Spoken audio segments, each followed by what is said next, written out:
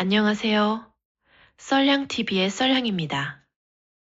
오늘 여러분께 전해드릴 이야기는 단순한 고부 갈등 이야기가 아닙니다. 사랑하는 사람을 한 번 잃고도 다시 일어섰던 한 여성이 두 번째 인생에서 마주하게 된 너무나 끔찍하고 충격적인 사건입니다. 저는 이 사연을 처음 읽었을 때 손끝이 차가워지고 숨이 잘 쉬어지지 않았습니다. 여러분도 아마 중간쯤 읽으시다 보면 혹은 듣다 보면 등골이 오싹해지는 순간을 반드시 경험하시게 될 겁니다. 오늘의 주인공은 사연자 혜진 씨입니다. 올해 40대 중반 중견기업 인사팀에서 묵묵히 일해온 평범한 워킹맘이죠. 겉으로만 보면 그야말로 평범하디 평범한 일상을 살아온 분처럼 보입니다. 하지만 그 평범한 외피 안에는 아무도 쉽게 상상하기 어려운 파란만장한 인생이 켜켜이 쌓여 있었습니다. 오늘 이 자리에서 혜진 씨가 저희에게 꺼내놓은 이야기의 핵심은 이것입니다. 두 번째 만난 남편, 그 남편의 가족, 그리고 그 가족이 숨기고 있던 너무나도 소름 돋는 비밀, 장애아동 지원금을 착취하며 자녀들을 꼭두각시처럼 키워온 시어머니, 남편을 감금하고 로또 당첨금 70억 원을 가로채려 했던 믿기 힘든 실화입니다. 자, 이제 준비되셨나요? 지금 시작합니다. 이야기는 혜진 씨가 처음 결혼했던 시절로 거슬러 올라갑니다. 지금으로부터 약 10년 전, 혜진 씨는 누가 봐도 사이좋은 신혼부부였습니다. 남편은 장거리 화물 운송 일을 하는 트럭 기사였는데 하루에 16시간 가까이 전국 도로를 누비는 고된 직업이었죠. 새벽에 나가서 한밤중에 돌아오는 날이 허다했고 주말에도 쉬지 못할 때가 더 많았습니다. 그래도 두 사람은 서로를 아끼고 의지했습니다. 혜진 씨는 남편이 늦게 귀가하면 꼭 따뜻한 국 한 그릇을 끓여두었고 남편은 아무리 피곤해도 집문을 열자마자 혜진 씨를 향해 먼저 웃어주는 사람이었다고 합니다. 그 행복이 산산조각 난 건 어느 여름날 오후였습니다. 혜진 씨는 그날 회사에서 업무를 처리하던 중 낯선 번호로 전화를 받았습니다. 경찰이었습니다. 남편이 탄 트럭이 커브 구간에서 가드레일을 들이받고 절벽 아래로 추락했다는 소식이었습니다. 순간 혜진 씨의 귀에는 아무 소리도 들어오지 않았다고 합니다. 전화기를 쥔 손이 스스로도 모르게 덜덜 떨리고 발 아래 바닥이 사라지는 것 같은 감각이 온몸을 훑고 지나갔다고 했습니다. 그렇게 혜진 씨의 첫 번째 결혼은 끝이 났습니다. 여러분, 사랑하는 사람을 갑작스럽게 잃는다는 게 어떤 느낌인지 아시나요? 예고도 없이, 이별을 준비할 시간도 없이 그냥 없어지는 겁니다. 아침에 헤어지던 그 모습이 마지막 모습이 되어버리는 거죠. 혜진 씨는 장례를 치른 뒤로 아무것도 할 수 없었습니다.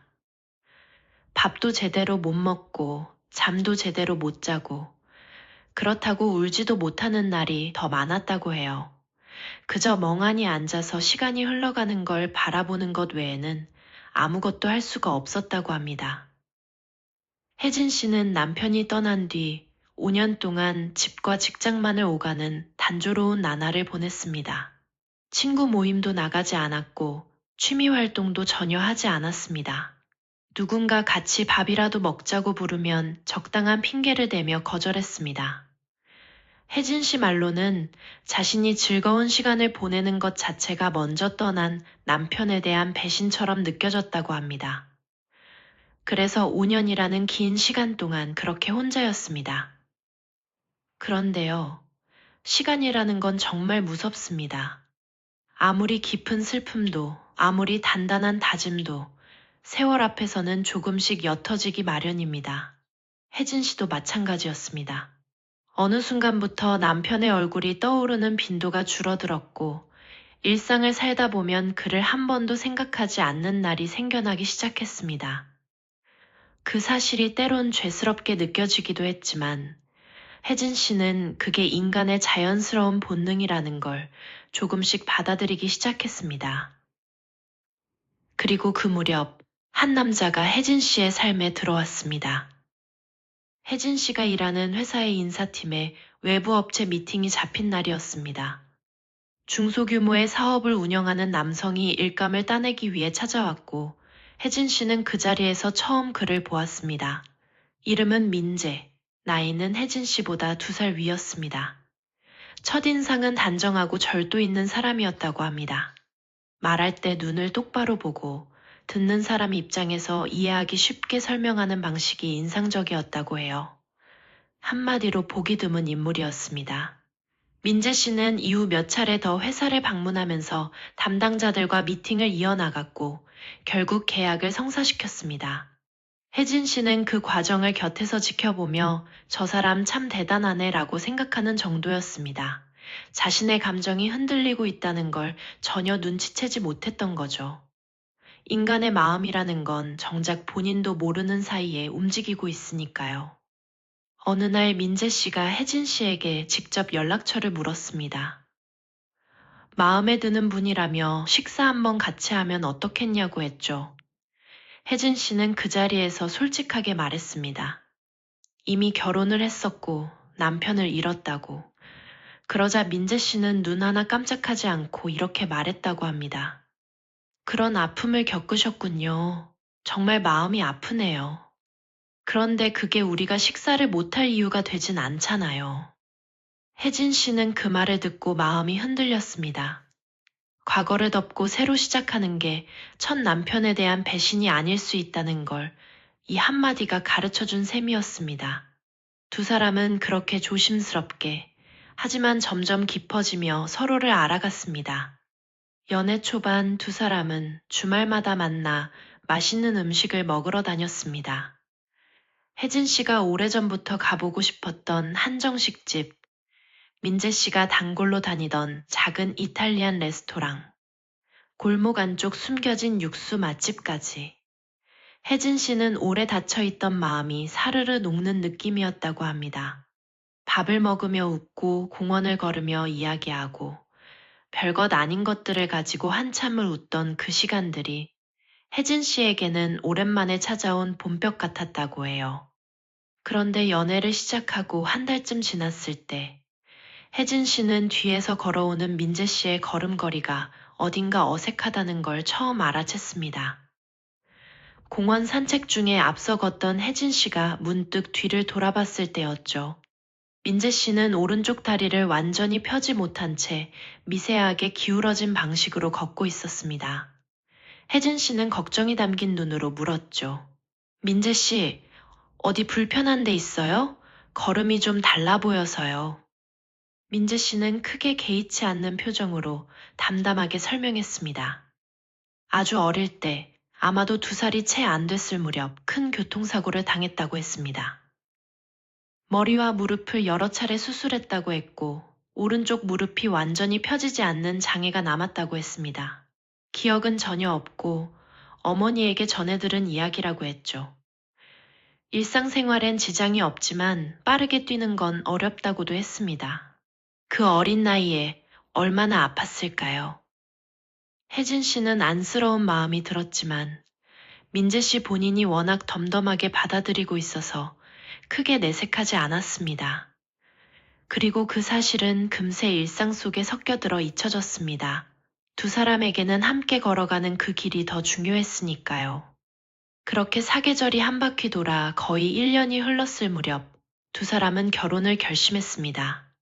혜진 씨 나이 42이었습니다. 문제는 혜진 씨가 사별 경력이 있는 재혼이라는 사실이 시댁에 어떻게 받아들여질지 걱정이 앞섰다는 점이었습니다.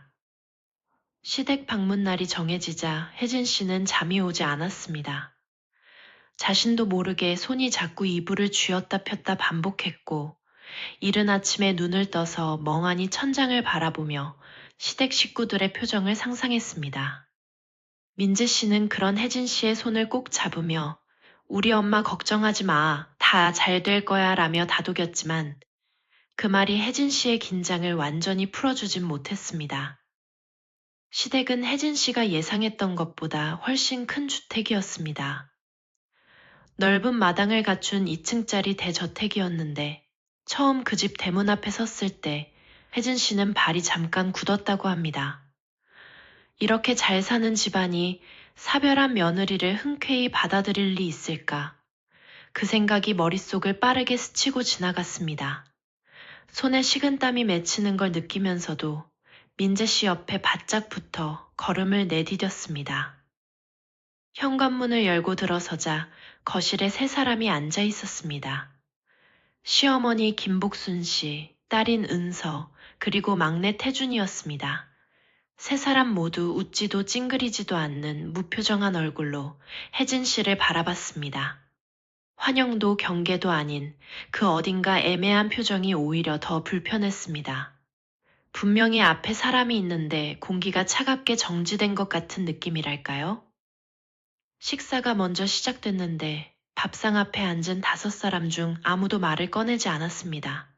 숟가락 소리와 젓가락 소리만 번갈아 들렸고 혜진 씨는 밥이 제대로 넘어가는지도 몰랐습니다. 목 안쪽이 좁아지는 것 같은 느낌으로 억지로 음식을 넘겼습니다. 이 정적이 차라리 한바탕 퍼붓는 말보다 훨씬 더 무거웠습니다. 식사가 끝나고 차를 마시기 시작할 때 시어머니 복순 씨가 드디어 입을 열었습니다.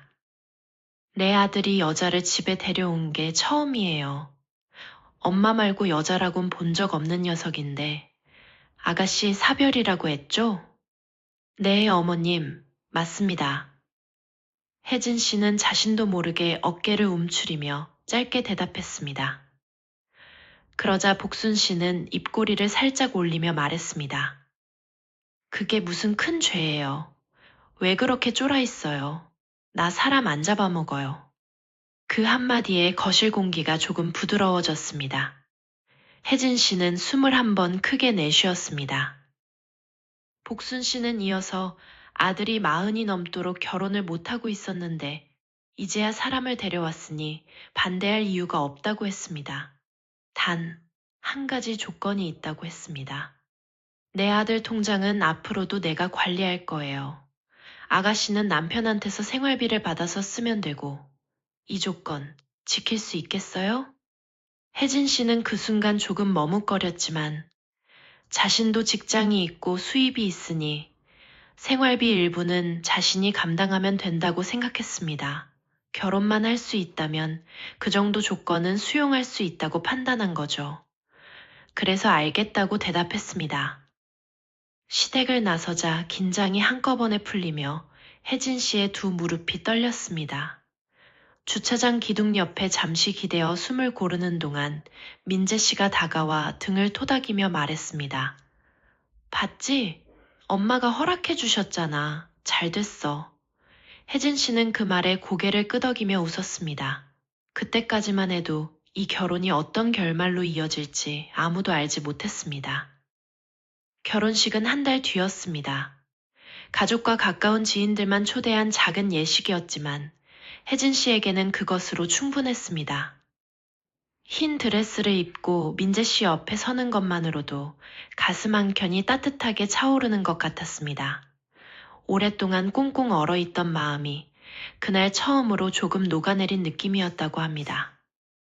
신혼집은 작은 빌라 전세였습니다.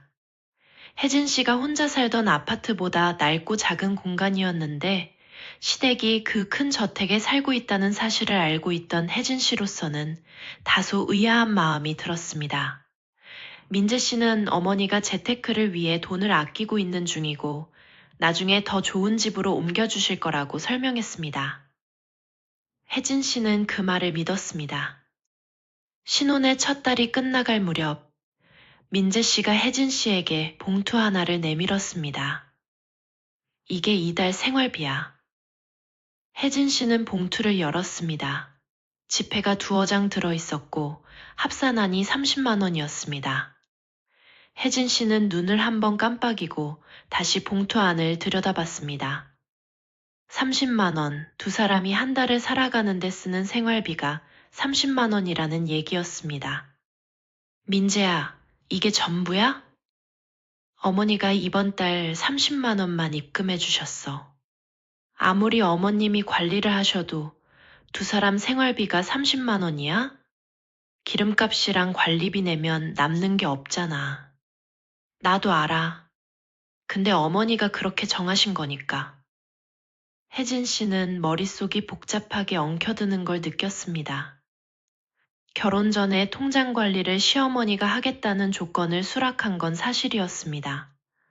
하지만 생활비 30만 원은 누가 봐도 상식 밖의 금액이었습니다. 이 돈으로 두 식구가 어떻게 살라는 건지 말 그대로 어이가 없었습니다. 더 충격적인 건 민재 씨의 사업 운영비 문제였습니다.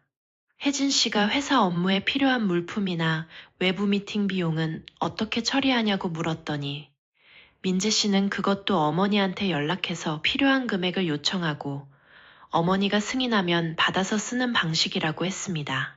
사업을 하는 성인 남성이 돈 한 푼 쓸 때마다 어머니의 허락을 받아야 한다는 이야기였습니다.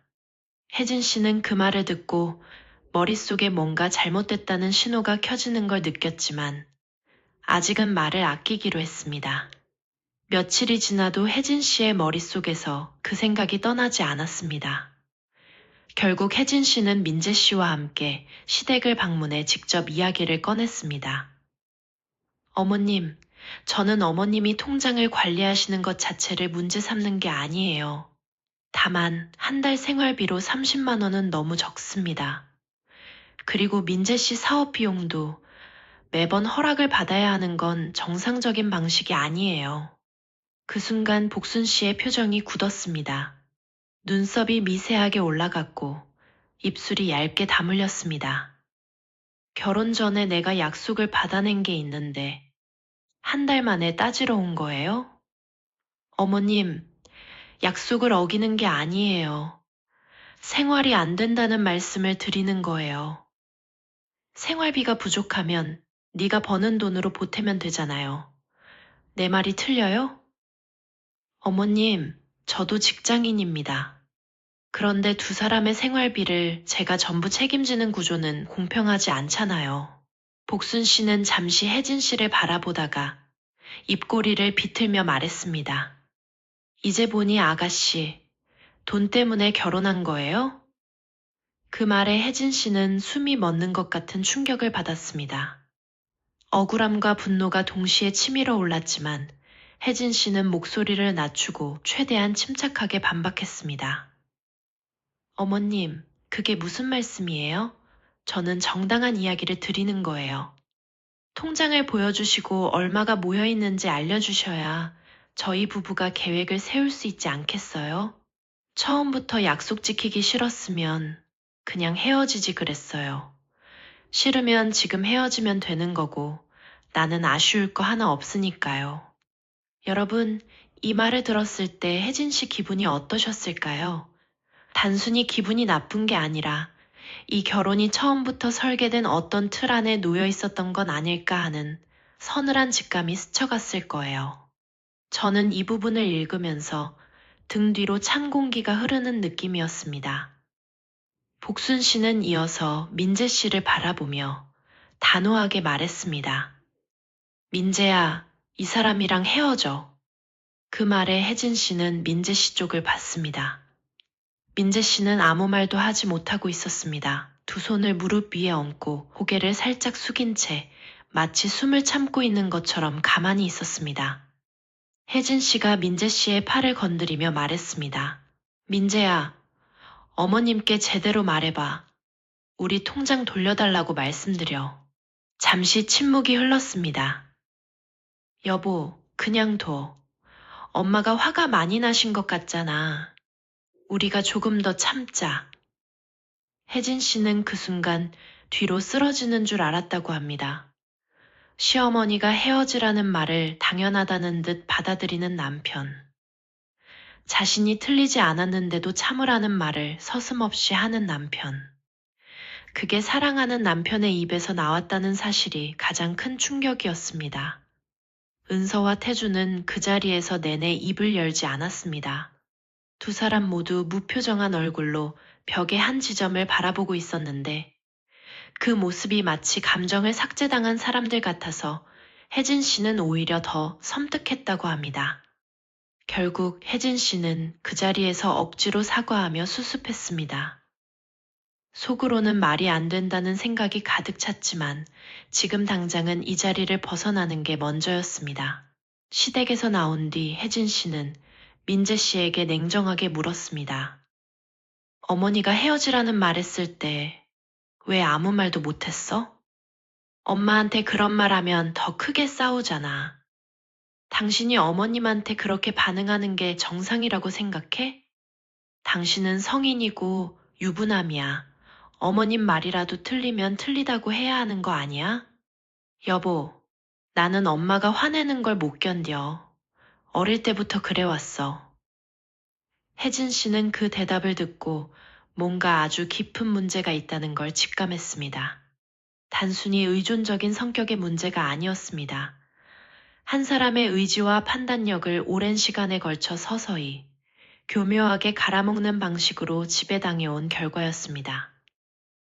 혜진 씨는 그날 밤 홀로 오래 생각했습니다. 그리고 한 가지 결론을 내렸습니다.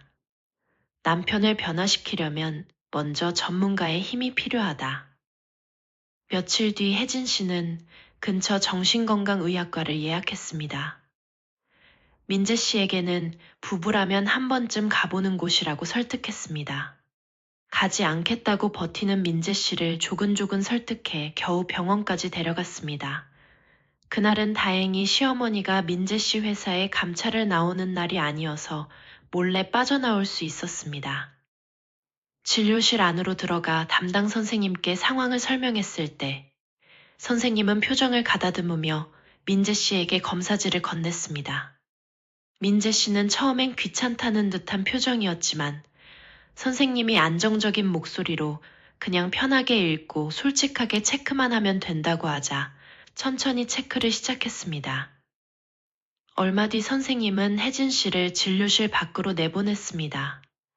그리고 민재 씨와 단둘이 1시간이 넘게 이야기를 나눴습니다.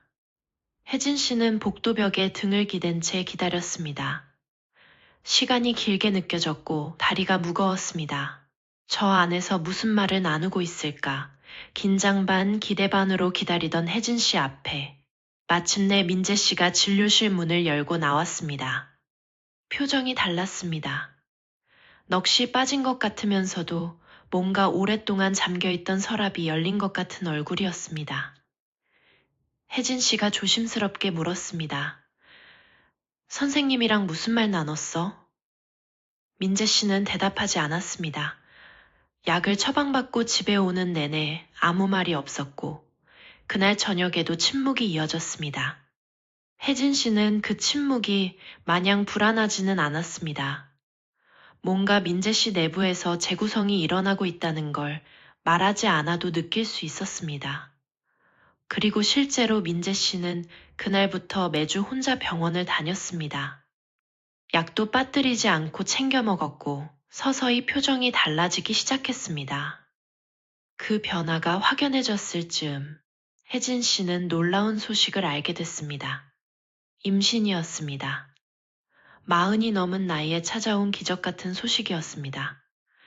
혜진 씨는 검사지를 3번 확인하고도 믿기지 않아 병원에 직접 갔다고 합니다. 민재 씨에게 알렸을 때 두 사람은 아무 말도 못하고 한동안 서로를 바라보기만 했습니다. 그러다가 민재 씨가 혜진 씨를 천천히 안아 올리며 우리 아이야라고 속삭였다고 합니다. 그 순간 혜진 씨는 태어나서 그때처럼 두 눈에서 눈물이 쉬지 않고 흘러내린 적이 없었다고 했습니다. 임신 소식은 민재 씨에게 결정적인 전환점이 됐습니다. 아빠가 된다는 사실이 그를 달라지게 했습니다. 병원도 성실하게 다니고 집에 일찍 들어오는 날이 늘었으며 이전에는 절대 입 밖에 꺼내지 않던 말들을 하기 시작했습니다. 나 지금껏 이상하게 살아왔어. 내가 잘못된 걸 이제야 알 것 같아. 그 한마디를 들었을 때 혜진 씨는 가슴이 뜨거워지는 걸 느꼈습니다. 3개월쯤 지났을 때 민재 씨는 혜진 씨에게 말했습니다. 시댁에 같이 가서 제대로 이야기하고 싶어. 통장을 돌려받아야겠어. 혜진 씨는 고개를 끄덕였습니다. 드디어 그 순간이 왔다는 생각이 들었습니다. 두 사람은 함께 시댁을 찾았습니다. 복순 씨는 민재 씨를 보자마자 어색하다는 걸 직감한 듯 눈빛이 흔들렸습니다. 아들의 표정이 달랐기 때문이었죠. 엄마, 저 통장 돌려주세요. 복순 씨가 굳어졌습니다. 뭐라고 했어? 통장 주세요. 제가 이제 직접 관리할게요. 저 결혼도 했고 아이도 곧 태어나요. 우리 아내가 임신했어요. 복순 씨의 눈빛이 좁아졌습니다. 겨우 임신한 것 가지고 이러는 거야? 내가 어련히 잘해줄 텐데. 엄마, 저한테 잘해주려면 제가 직접 관리하게 해주셔야죠. 제 돈이잖아요. 이 녀석이 저 여우년이 가르쳐 준 거지? 집안을 뒤집어 놓으러 들어온 것도 모자라. 엄마, 제 아내 욕하지 마세요. 그리고 제 통장 주세요. 복순 씨는 잠시 민재 씨를 노려보다가 결국 안방으로 들어가서 통장을 들고 나왔습니다. 탁자 위에 툭 던지듯 내려놓으면서 말했습니다. 가져가. 민재 씨는 통장을 열어봤습니다. 잔액을 확인한 순간 눈썹이 굳었습니다. 엄마, 이게 다예요? 내가 몇 년 동안 번 돈이 고작 2천만 원이에요? 내 놈 키우는데 든 돈 빼고 줬어. 학비, 학원비, 생활비 다 제하고 나면 그게 맞아. 제가 번 돈이 최소 4억은 될 텐데요. 그 돈이 다 어디 갔어요? 내가 내 놈 키우는데 쓴 사랑이 얼마짜린지 알아? 돈으로 환산하면 그게 훨씬 많아. 민재 씨는 말문이 막혔습니다. 손이 미세하게 떨렸고 눈을 깜빡이는 횟수가 많아졌습니다. 혜진 씨는 그 옆에서 숨을 참고 있었습니다. 키워줬다는 논리를 방패 삼아 번 돈을 몽땅 빼돌린 이 상황 앞에서 어떤 말도 쉽게 나오지 않았습니다. 그때 그동안 침묵만 지키던 은서가 갑자기 자리에서 일어나며 소리를 질렀습니다.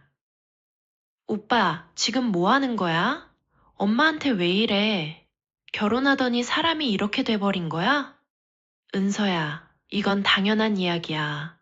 내가 번 돈을 돌려달라는 게 뭐가 잘못됐어. 새언니가 뒤에서 오빠 부추긴 거잖아. 다 보여. 태준까지 나서며 목소리를 높이기 시작했습니다. 거실이 삽시간에 아수라장이 됐습니다. 여러분이라면 그 상황에서 어떻게 하셨을까요? 이성적으로 대화하려 해도 세 명이 동시에 달려들면 감당할 수 없는 법이죠. 두 사람은 결국 통장에 2천만 원만 챙기고 시댁을 나왔습니다. 나머지 돈을 돌려받을 방법이 없다는 걸 알면서도 그 자리에 더 있을 수가 없었습니다. 민재 씨는 돌아오는 차 안에서 오래 침묵했습니다. 혜진 씨도 말을 건네지 않았습니다. 두 사람은 같은 생각을 하고 있었습니다. 저 사람들과 얽히는 건 이제 끝내자. 새로 시작하자. 그런데 며칠 뒤 더 큰 문제가 터졌습니다. 민재 씨의 사업장 명의가 복순 씨 이름으로 되어 있었던 겁니다. 몇 년 전 세금 문제 때문에 잠깐 바꿔뒀다는 게 민재 씨의 설명이었는데 복순 씨는 그 명의를 이용해 사업장을 제3자에게 팔아버렸습니다. 갑자기 모르는 사람이 사업장으로 찾아와 이제 이 공간은 자신의 것이라며 나가달라고 했을 때 민재 씨는 거기에 서서 한동안 움직이지 못했다고 합니다. 수년간 쌓아온 것들이 한순간에 없어진 그 자리에서 민재 씨는 아무것도 할 수 없었습니다. 복순 씨에게 달려가 항의했지만 복순 씨는 차갑게 웃으며 한마디만 했습니다. 법대로 하세요. 혜진 씨는 민재 씨의 손을 잡고 두 사람이 선택할 수 있는 방향에 대해 오래 이야기했습니다. 법적으로 싸우는 건 친족 간 재산 문제로 쉽지 않았고 감정과 시간을 쏟아가며 싸우다가 아이까지 잃을 수는 없었습니다. 결국 두 사람은 시댁과 완전히 인연을 끊기로 했습니다. 과거의 것들은 내버려두고 새로 시작하기로 했습니다. 민재 씨는 한 중소기업 과장 자리를 얻어 직장인으로 새 출발했습니다. 연봉도 나쁘지 않았고 복지도 괜찮았습니다. 두 사람이 함께 맞벌이하면 충분히 살아갈 수 있겠다는 판단이 섰습니다. 그렇게 계절이 흘러 이듬해 봄 혜진 씨는 건강한 아들을 낳았습니다. 아이의 이름은 두 사람이 몇 달에 걸쳐 함께 고민해서 정했습니다. 분만실에서 처음 아이를 안았을 때 민재 씨는 눈물을 흘렸습니다. 강한 척하면서도 속으로는 참 많이 흔들렸던 사람이 그 아이를 처음 안고서야 비로소 울었습니다. 혜진 씨는 그 모습을 보며 이 사람이 정말 많이 아팠겠구나 하는 생각에 자신도 눈물이 났다고 했습니다. 아들이 돌을 넘길 무렵 혜진 씨는 친정어머니께 아이를 부탁하고 직장에 복직했습니다. 민재 씨 혼자 감당하는 살림이 버거워 보였고 무엇보다 두 사람이 함께 버는 게 가정의 안정에 훨씬 도움이 된다는 판단이었습니다. 그렇게 평범하지만 단단한 일상이 만들어졌습니다. 시댁 소식은 전혀 듣지 않았고 전화도 없었습니다. 조용하고 평온한 나날이었습니다. 그런데 어느 날 저녁 민재 씨가 퇴근 시간이 지나도 집에 들어오지 않았습니다. 처음에는 야근이겠거니 했습니다. 연락이 안 되는 것도 흔한 일은 아니었지만 바쁜 날은 전화를 못 받을 때도 있었으니까요. 혜진 씨는 아이를 재우고 연락을 기다렸습니다. 밤 11시가 됐습니다. 자정이 넘었습니다. 핸드폰은 계속 꺼져 있었습니다. 다음 날 아침 혜진 씨는 민재 씨 회사에 직접 전화를 걸었습니다. 담당자가 잠시 확인해 보더니 어제 퇴근 이후 연락이 되지 않는다고 했습니다. 출근도 하지 않은 상태라고 했습니다. 그 순간 혜진 씨의 다리에서 힘이 빠졌습니다. 경찰서로 달려갔습니다. 실종 신고를 하겠다고 했더니 경찰은 성인 남성이 하루 귀가하지 않은 것만으로는 수리가 어렵다고 했습니다. 가출 신고만 접수해 준다고 했습니다. 혜진 씨는 황당했지만 일단 가출 신고서를 쓰고 나왔습니다. 이틀이 지났습니다. 사흘이 됐습니다. 아무 소식이 없었습니다. 혜진 씨는 민재 씨의 친한 친구들에게 연락을 돌렸습니다. 자주 다니던 식당에도 가봤습니다. 직장 동료에게도 물어봤습니다. 아무도 보지 못했다고 했습니다. 혜진 씨의 머릿속은 온갖 생각으로 가득 찼습니다. 사고가 난 것인지, 누군가에게 다친 것인지, 아니면 스스로 어딘가로 떠난 것인지, 그 모든 가능성이 동시에 떠올라 숨을 쉬기가 힘들었습니다. 그 시점에 혹시나 하는 마음으로 시댁을 찾아갔습니다. 은서가 대문을 열었습니다. 무표정한 얼굴이었습니다. 혹시 민재 씨 여기 오지 않았나요? 아니요. 오빠한테 연락 온 거 없어요? 사흘 동안 집에 안 들어오고 있어서요. 모르는 일이에요. 볼 일 없으면 가세요. 문이 닫혔습니다. 혜진 씨는 대문 앞에 한동안 서 있었습니다. 그리고 다시 경찰서로 향했습니다. 이번에는 3일이 넘었으니 제대로 신고를 받아달라고 강하게 요청했습니다. 하지만 경찰은 여전히 조금 더 기다려보라는 말을 반복했습니다. 혜진 씨는 그 무책임함 앞에서 눈물도 나오지 않을 만큼 지쳐 있었습니다. 그 순간 전화가 울렸습니다. 발신자를 확인하니 복순 씨였습니다. 세아야, 민재에 대해 할 말이 있으니 이리 와봐요. 목소리에 평소와 다른 무게가 실려 있었습니다. 혜진 씨는 곧장 택시를 잡아탔습니다. 시댁 거실에 들어서자 세 사람이 소파에 앉아 눈물을 흘리고 있었습니다. 복순 씨, 은서, 태준. 세 사람 모두 눈이 붉었습니다. 그 모습이 혜진 씨의 심장을 조여왔습니다. 어머님, 왜 우세요? 민재 씨 어디 있어요? 복순 씨는 핸드폰을 꺼내 혜진 씨에게 내밀었습니다. 오늘 새벽에 민재한테 문자가 왔어요. 직접 읽어봐요. 혜진 씨는 핸드폰을 받아들고 화면을 열었습니다. 민재 씨의 번호로 온 문자였습니다. 손가락이 떨렸습니다. 눈이 글자를 따라가기 시작했습니다. 엄마, 저 많이 힘들었어요. 가장으로 가족 먹여 살리는 게 저한테 너무 버거워요. 더 이상 묶여있고 싶지 않아요. 자유롭게 떠나고 싶어요. 유서였습니다. 혜진 씨는 핸드폰을 손에 든 채 한참 동안 움직이지 못했습니다.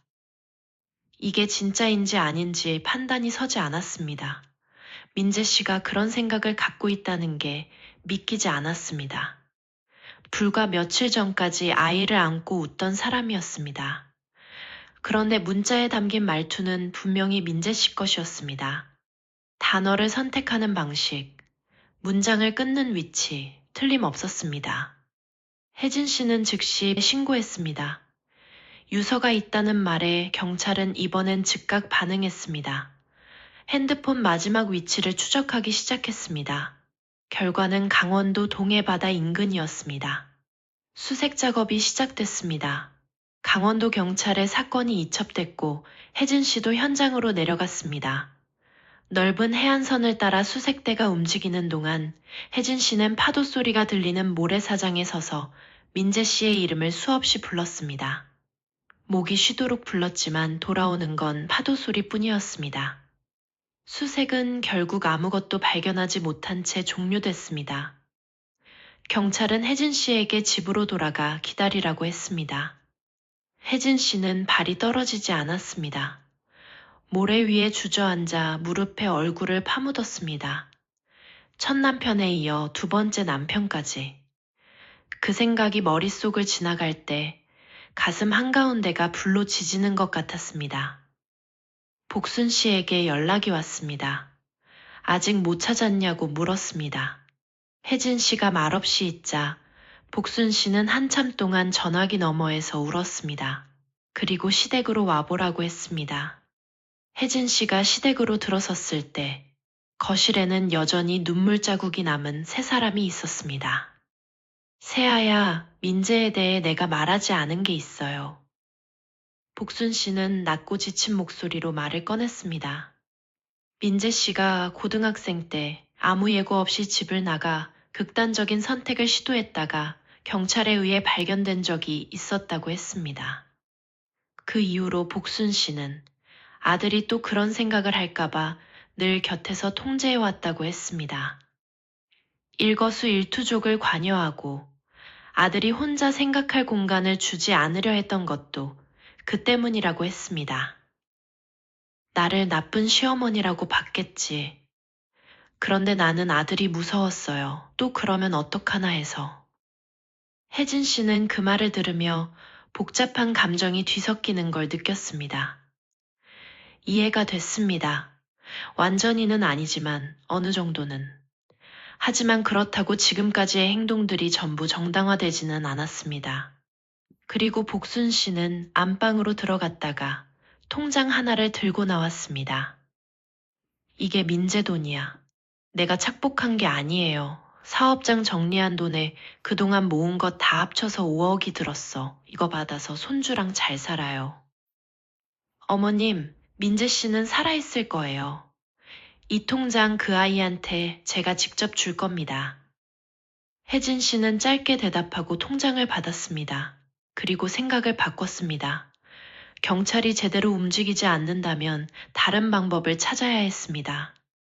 혜진 씨는 유튜브에서 본 적 있는 탐정사무소를 떠올렸습니다.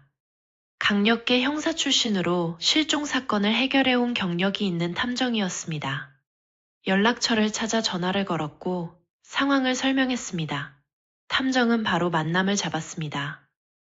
탐정은 혜진 씨의 이야기를 경청한 후 예상치 못한 질문들을 이어갔습니다. 시댁과의 갈등 내용을 구체적으로 물었고 사업장 명의 문제, 통장 문제, 그리고 5억이 담긴 통장을 시어머니가 갑자기 건넨 것까지 들었습니다. 그리고 말했습니다. 항상 실종은 가장 가까운 사람부터 봐야 해요. 사모님, 저는 시댁부터 들여다볼 겁니다. 어머님이 5억 통장을 저한테 돌려줬잖아요. 그분이 뭘 숨기는 게 있다면 왜 그걸 줬겠어요. 그래서 더 이상해요. 평소에 절대 돈을 안 내주는 사람이 갑자기 5억을 내줬다면 그건 뭔가 더 큰 거래를 하려는 거예요. 거기서부터 시작하죠. 탐정은 즉시 시댁 주변 잠복에 들어갔습니다. 혜진 씨도 함께였습니다. 탐정이 빌린 차량 안에서 두 사람은 번갈아 가며 시댁 대문을 주시했습니다. 첫째 날은 아무것도 없었습니다. 둘째 날도 마찬가지였습니다. 시댁 식구들은 거의 밖으로 나오지 않았습니다. 마당에 잠깐 나왔다가 들어가는 정도였고 외출다운 외출은 전혀 없었습니다. 셋째 날도 넷째 날도 별다른 움직임이 없었습니다. 혜진 씨는 슬슬 초조해졌습니다. 여기서 아무것도 나오지 않으면 결국 동해바다로 가야 한다는 이야기였으니까요. 그 생각을 하면 손끝이 차가워졌습니다. 눈을 감으면 파도 소리가 들리는 것 같았습니다. 그리고 닷새째 되던 날, 오전이었습니다. 오토바이 한 대가 시댁 골목으로 들어오더니 대문 앞에 멈춰 섰습니다. 배달기사였습니다. 탐정이 순간 몸을 앞으로 당기며 말했습니다. 저 기사한테 물어봐야겠어요. 탐정은 차에서 내려 배달기사에게 다가갔습니다. 혜진 씨도 조용히 뒤를 따랐습니다. 실례합니다. 저 이쪽 일 좀 보고 있는 사람인데요. 어디서 주문하셨어요? 몇 인분이에요? 배달기사는 잠깐 멈칫했지만 순순히 대답했습니다. 짜장면이요. 네, 그릇이요. 탐정은 고맙다고 하고는 기사를 보냈습니다. 그리고 천천히 혜진 씨에게 걸어오며 말했습니다. 짜장면 4그릇이에요. 혜진 씨는 그 말의 의미를 바로 알아챘습니다. 시댁 식구가 3명인데. 맞아요. 3명이 사는 집에서 4그릇을 시켰어요. 사모님 남편분은 동해에 가신 게 아니에요. 저 집 안에 있어요. 그 순간 혜진 씨의 온몸에 소름이 돋았습니다. 머리부터 발끝까지 전기가 흐르는 것 같은 감각이었습니다. 기쁨인지 공포인지 구분되지 않는 감정이 한꺼번에 올라왔습니다. 살아있다는 사실에 가슴이 터질 것 같으면서도 대체 저 집 안에서 무슨 일이 벌어지고 있는 건지에 대한 두려움이 동시에 밀려왔습니다. 탐정은 냉정하게 상황을 정리했습니다. 지금 제 예상으로는 감금이에요. 스스로 잊고 싶어서 있는 게 아니에요. 유서 문자는 민재 씨가 보낸 게 아닐 가능성이 높아요. 아니면 강제로 보내도록 한 거거나요. 우리가 직접 들어가야 해요. 그런데 정면으로 들어가면 안 됩니다. 사모님이 대문에서 시간을 끄는 동안 제가 담을 넘어서 2층으로 진입할게요. 혜진 씨는 탐정의 계획을 들으며 고개를 끄덕였습니다. 두 손이 떨렸지만 마음은 오히려 단단해졌습니다. 민재 씨가 저기 있다. 그걸 확인했으니 이제 꺼내야 한다.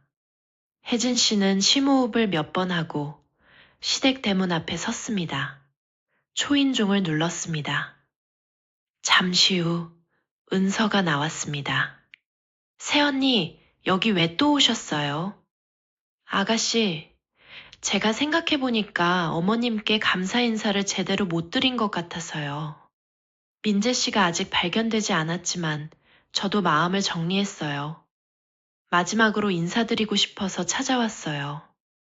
은서는 혜진 씨를 위아래로 훑어봤습니다. 다른 이유는 없는 거죠? 없어요. 그냥 어머님 얼굴 한번 뵙고 가려고요. 은서는 잠시 망설이다가 문을 열었습니다. 혜진 씨는 은서를 따라 현관을 지나 거실로 들어갔습니다. 복순 씨와 태준이 소파에 앉아 있었습니다. 두 사람은 혜진 씨를 보자 의아한 표정을 지었습니다. 새아, 왜 또 왔어요? 어머님, 저 그냥 마지막 인사드리러 왔어요. 민재 씨가 없으니 저는 이제 친정으로 들어가려고요. 어머님이랑 마지막으로 시간을 보내고 싶었어요. 복순 씨는 혜진 씨를 바라보다가 소파 옆자리를 손으로 가리켰습니다. 앉아요. 혜진 씨는 소파에 앉아 최대한 자연스럽게 대화를 이어갔습니다. 아이 이야기를 꺼냈고 친정어머니 이야기를 했고 앞으로의 계획을 이야기했습니다. 복순 씨는 듣다가 이따금 고개를 끄덕이기도 했습니다. 분위기가 조금씩 부드러워졌습니다. 혜진 씨는 탐정에게 시간을 벌어주기 위해 최대한 말을 이어갔습니다. 그런데 복순 씨가 갑자기 날카로운 눈빛으로 혜진 씨를 바라보며 말했습니다. 밥 먹었어요? 아니요. 그런데 별로 입맛이 없어서요. 오늘 우리 짜장면 시켜 먹었는데. 그 말이 나오는 순간 혜진 씨는 자신도 모르게 굳었습니다. 심장이 한 박자 빨라지는 게 느껴졌습니다. 복순 씨의 눈이 좁아졌습니다. 우리가 짜장면을 먹은 걸 왜 알아요? 혜진 씨는 순간적으로 대답했습니다. 냄새가 좀 나서요. 들어오면서요. 복순 씨는 잠시 혜진 씨를 바라봤습니다. 그러더니 천천히 입을 열었습니다. 우리 집에 짜장면 냄새는 안 나요. 정적이 흘렀습니다. 혜진 씨의 손바닥에 땀이 배었습니다. 아, 제가 착각했나 봐요. 착각이요. 복순 씨의 목소리에서 온기가 사라졌습니다. 눈빛이 완전히 달라졌습니다. 그리고 천천히 일어서며 두 사람을 돌아봤습니다. 얘들아, 문 잠가라. 그 말이 떨어지자마자 태준이 자리에서 일어나 현관으로 향했습니다. 쇠사슬을 현관문 손잡이에 걸더니 자물쇠를 채웠습니다. 딸깍 하는 소리가 거실에 울렸습니다. 혜진 씨는 그 소리를 듣는 순간 전신의 피가 차가워지는 것 같았습니다. 은서가 혜진 씨 뒤로 돌아가더니 머리채를 낚아챘습니다. 너 우리 감시했지? 뭘 알아낸 거야? 아가씨, 왜 이러세요? 전 정말 인사하러 온 거예요. 거짓말하지 마. 혼자 온 거야? 아니면 누구 데리고 온 거야? 혜진 씨는 이를 악물었습니다. 고통이 머리끝까지 올라왔지만 정신을 놓으면 안 됐습니다. 복순 씨가 혜진 씨 앞에 천천히 다가와 서며 말했습니다. 아가씨, 솔직하게 말해요. 거짓말할 때마다 이빨 하나씩 빠질 거예요. 어머님, 저는 정말 인사드리러 왔어요. 그 순간 은서의 주먹이 혜진 씨의 턱을 가격했습니다. 혜진 씨는 순간 눈앞이 하얘지며 균형을 잃었습니다. 귀에서 웅웅거리는 소리가 났습니다.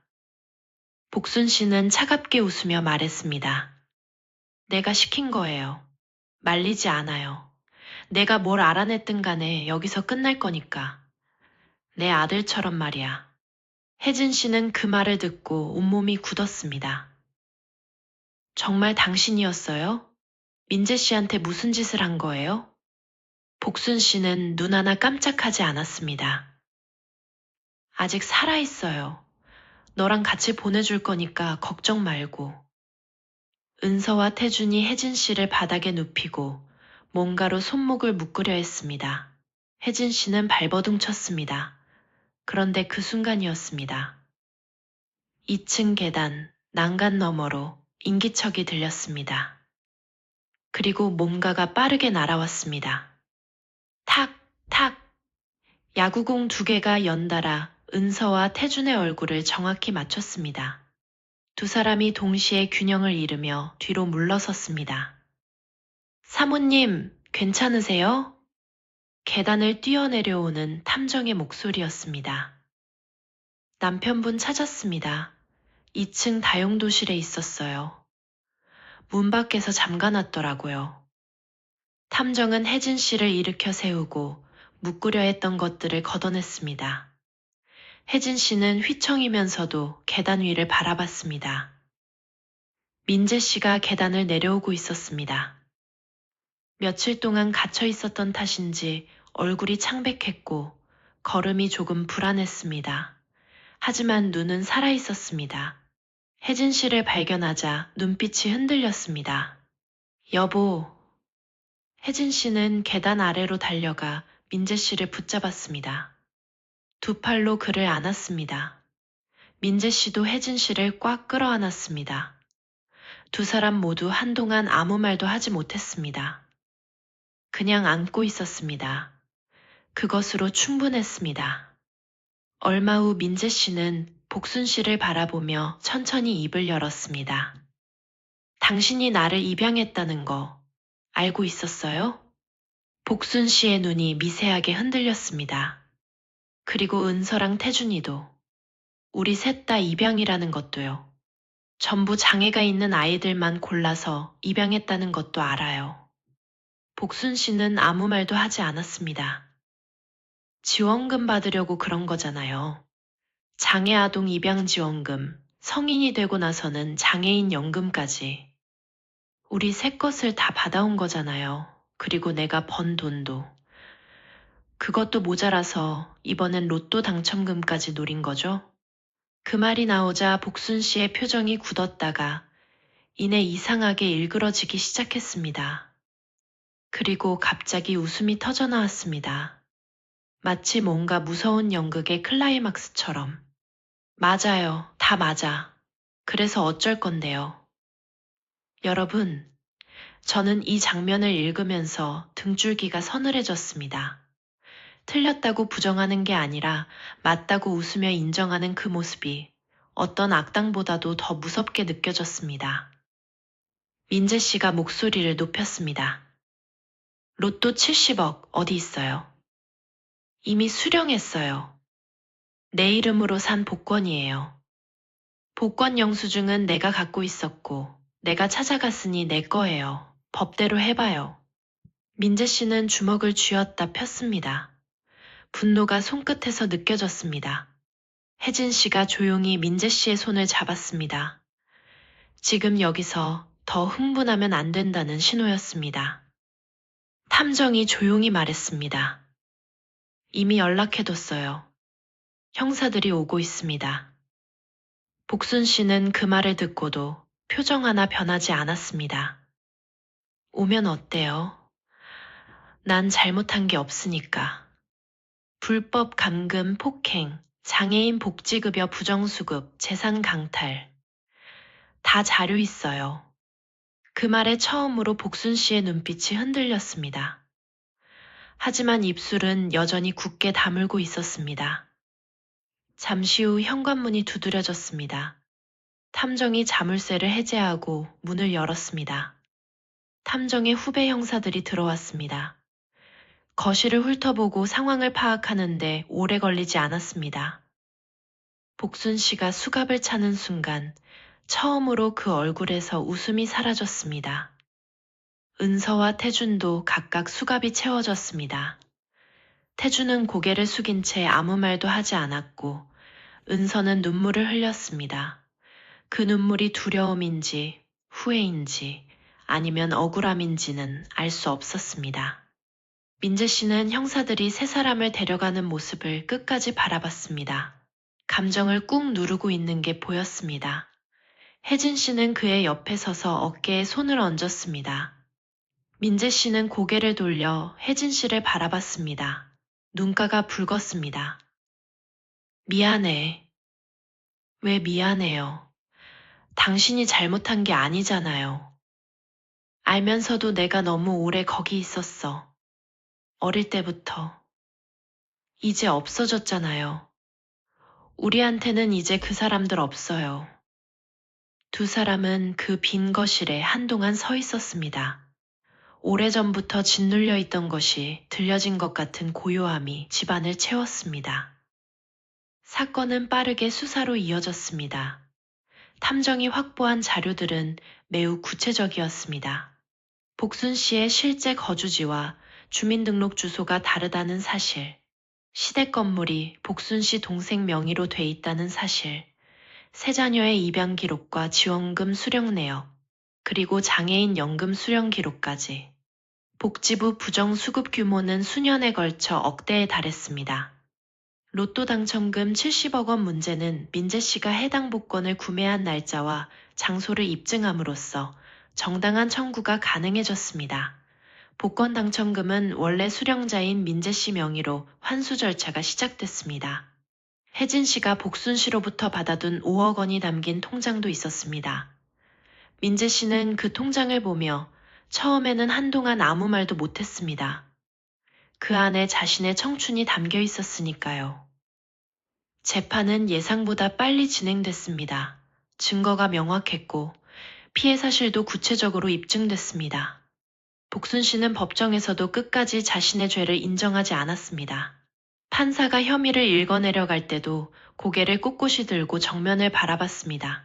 그 태도가 오히려 재판부의 심증을 굳히는 데 기여했다고 합니다. 결국 복순 씨는 불법 감금, 폭행, 장애인 복지급여 부정수급, 재산횡령 등 복합 혐의로 중형을 선고받았습니다.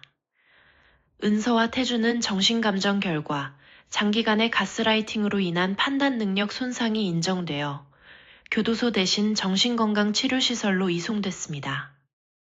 민재 씨는 그 소식을 듣고 나서야 비로소 안도의 표정을 지었습니다. 걔네도 피해자야. 평생 그 사람 밑에서 살아온 것들인데. 혜진 씨는 그 말이 오래 마음에 남았습니다. 자신을 머리채 잡고 때렸던 사람을 향해서도 연민을 품을 수 있는 사람. 그 사람이 민재 씨였습니다. 민재 씨의 통장으로 당첨금이 정상 환수되고 나서 두 사람은 오래 이야기했습니다. 앞으로 어디서 어떻게 살 건지에 대해서요. 민재 씨는 한국을 잠시 떠나고 싶다고 했습니다. 너무 많은 일이 이곳에 쌓여 있었고. 아이가 조금 더 자랄 때까지는 새로운 곳에서 새로운 방식으로 살아보고 싶다고 했습니다. 혜진 씨는 동의했습니다. 사실 혜진 씨 자신도 이 도시의 공기가 무거웠습니다. 두 사람은 베트남 다낭을 선택했습니다. 날씨가 따뜻하고 물가가 낮으며 현지에서 소규모 사업을 시작하기에도 나쁘지 않은 환경이었습니다. 민재 씨는 다낭 시내에서 오토바이 대여 사업을 시작했습니다.